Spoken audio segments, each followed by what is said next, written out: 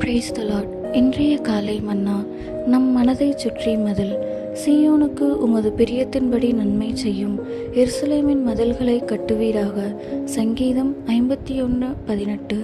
புதிய எருசலேமின் மதில் வச்சிரக்கல்லால் கட்டப்பட்டிருந்ததென நாம் வாசிக்கிறோம். அதன் கனம் 144 முழமாயிருப்பதாக, அதாவது சுமார் 216 அடி என தெரிகிறது. இதை குறித்து வெளிப்படுத்தல் 21:17-18 நாம் வாசிக்கிறோம். ஆவிக்குரிய பிரகாரமாக நாமே தேவனுடைய நகரமாகிய புதிய எருசலேமும் சீயோனுமாயிருக்கிறோம்.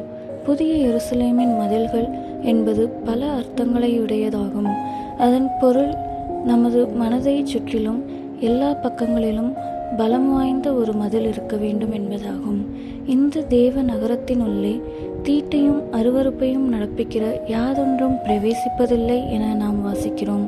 நமது மனதை சுற்றிலும் எல்லா பக்கங்களிலும் ஒன்றினாலும் வெல்ல முடியாத வச்சிரக்கல்லாலான மதில் கட்டப்படுவதன் மூலம் அது தூய்மையாக காக்கப்பட வேண்டுமென தேவன் விரும்புகிறார்.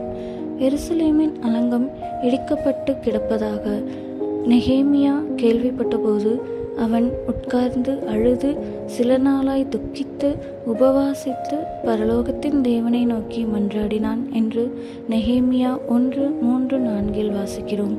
கர்த்தர் தனக்கு துணை செய்தபடியால் அவன் எருசலேமின் அலங்கத்தை திரும்ப கட்டி அதன் இடிக்கப்பட்டிருந்த பகுதிகளை செப்பனிட்டான்.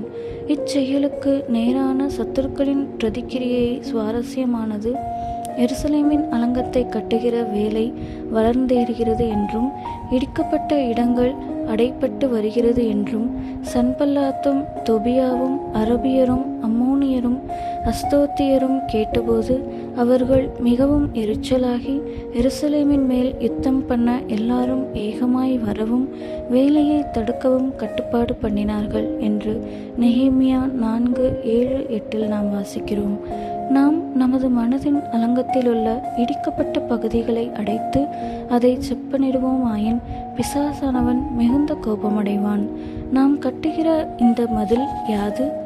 ஒரு அர்த்தத்தில் அது என்னதான் நேரிடினும் நமது மனது, எண்ணங்கள், கற்பனைகள் முதலியவைகளை எவ்விதத்திலும் தீட்டுப்படுத்துவதில்லை என நாம் தேவனுக்கு முன்பாக செய்யும் முறித்து போட முடியாத பிரதிஷ்டையாகும்.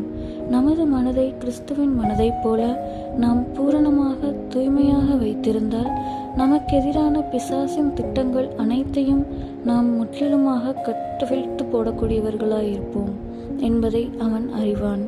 அன்பான தேவ பிள்ளையே, உன் மனதை சுற்றியுள்ள மதில் எந்நிலையில் உள்ளது? சத்துருக்களும் காட்டு மிருகங்களும் அதை தகர்த்து போட்டு உனது மனதிற்குள் புகுந்து உன் சிந்தனை மண்டலத்தை தீட்டுப்படுத்தத்தக்கதாக அது எவ்வளவு பலனற்ற நிலையில் உள்ளதா? ஆமேன்.